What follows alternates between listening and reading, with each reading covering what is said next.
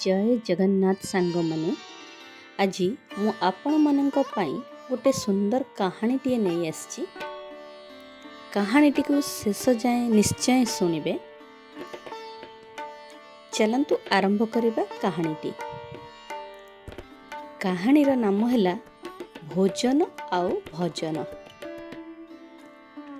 थरे जणे भिकारी जणे धनी व्यवसायी घर बाहर ठिया होई भजन गाउथिले एवं खाइबा पाई किछि मागुथिले।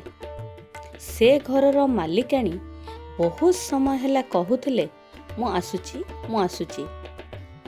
तांको हातरे किछि खाद्य थिला किंतु तथापि से कहूथिले अपेक्षा कर मु आसुची। भिखारीटी भजन गाउथाए एवं किछि खाइबाकु दियो बोली मागुथिला। व्यवसायी एसबु देखुथिले किंतु बुझी पारिले नाही। शेषरे से तांको स्त्री को कहिले तुम हातरे भिकारी पाई खाद्य धरी ठिया ही अछ। से बाहरे मागुची तुमे तांको कहूच जे तुमे आसुच तेबे तुमे तांको काहीकि खाद्य देउना।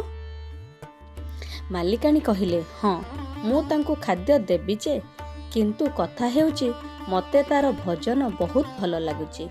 जदि मु तांको खाद्य देई देबी तेबे से फेरी जिबे किंतु मु तांकर भजन आहुरी सुनिबाकु चाहूची।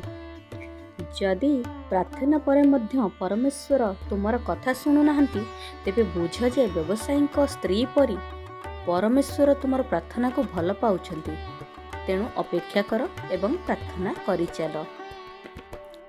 जीवन रे तुमे जे कोनोसी प्रकार जंत्रणा एवं कष्टर सम्मुखीन हुआ ना कहीं तुमर भक्ति त्याग कर नहीं। तुमको कष्ट अनुभव हेले कौन तुमे खाइबा बंद कर दियो, असुस्थ हेले कौन निश्वास नबा बंद कर दियो। जेते बेले तुमे टिके असुविधार सम्मुखीन हुआ तुमे भगवान को ऊपर भरोसा करबा काहेकि छाड़ी दियो। केबे भी दुईटी जिनिस त्याग कर नहीं, भजन एवं भोजन। जदि तुमे खाद्य छाड़ी दियो तेबे तुमे बंची परिबो नहीं। जदि तुमे भजन छाड़ी दियो तेबे तुमे रहिबा पाई कौनसी स्थान पाइबो नहीं। प्रकृत अर्थरे प्रार्थना एवं खाद्य उभय आवश्यक। जय श्री कृष्ण, जय जगन्नाथ।